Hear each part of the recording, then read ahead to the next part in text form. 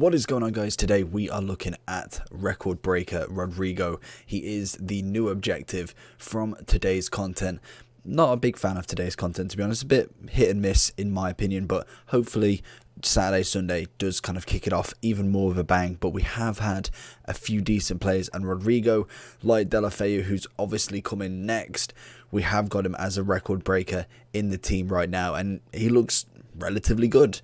He's coming in obviously with the 4 or 5 objectives we will look at the end of the review on Futbin to show you kind of what you need to do and roughly what I personally did to be able to do all of this. He is a 4-star Brazilian right wing. Can't complain one bit.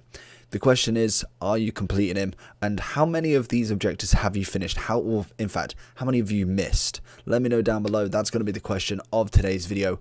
Let's get into it. So we have got Rodrygo, the 19-year-old Real Madrid right wing. He is a 4-star with an upgraded, I think, weak foot in this one. I could be wrong, but I'm pretty sure the weak foot got upgraded. So he is a 4-star, right-footed, 5'9", with a medium work rate. So relatively standard, to be honest. There's nothing really too out of the ordinary there. Stat wise, we've had a nice little upgrade from him, going from a 79 to an 83. He's had 4 on the pace, the dribbling and the passing.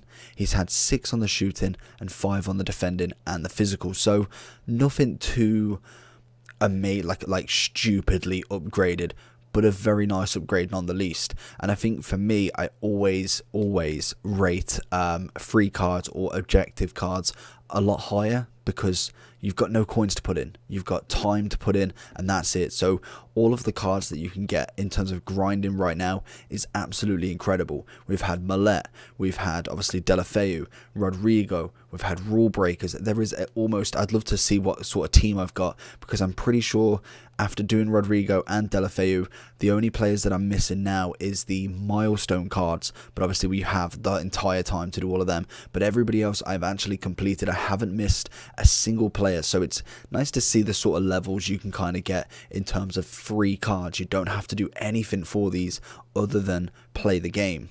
So for me, I think Rodrygo, a few kind of benefits from him. His pace is unreal, very nice pace, and his dribbling to go with that, being not necessarily a small player or a big player, kind of hitting that middle ground. Very nice on the ball, very lean player. He's 19, so he's absolutely full of spunk and literally is just incredible going down that wing. Shooting wise, has had a nice upgrade. I feel like with the right chem style as well, you're looking at a very nice kind of right wing to right forward. He has got a bit of stamina, to be fair. 88 is pretty good. Passing wise, a bit average, but again, he is kind of like an 83 rated card. It's always something you've got to remember. He's not like this 89 right wing beast. He is still only 83, and for an 83 rated card, I think he plays very well. And one thing that I do want to go before we go into gameplay is remember icon swaps. Never forget them, because if they're exactly the same as last time, this card will come in very good use next to Inaki Williams if you did his SBC, next to either Fatty or the other player of the month as left wing. There's a lot of players that you can move into that team.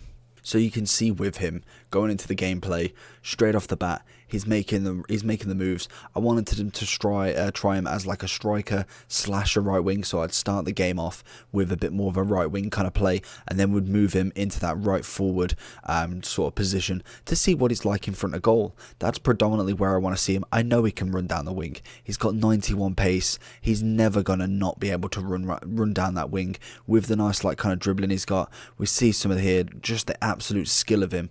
I really like his agility, his balance. I think it works well with the animations that he's got. Very much a kind of like a beta Neymar, and that's what I really wanted to try him as. We see there, literally coming back after half time, he's just doing everybody. Ribbery spin, and I'm not the greatest at skills. I'm not amazing, like I can't chain them together like some people can, but I'm learning, and I think he works really well with that. We see here a lovely little 1-2 with Inaki, and he just absolutely fires it past the keeper. What more can you ask for than that?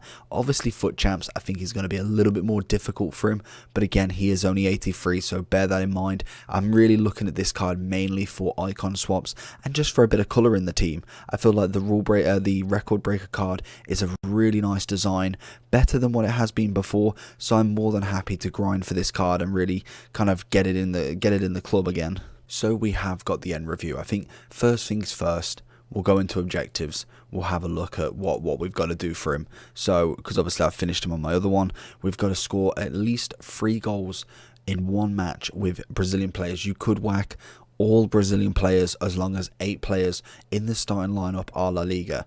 Personally, what I would do with this one is message the person.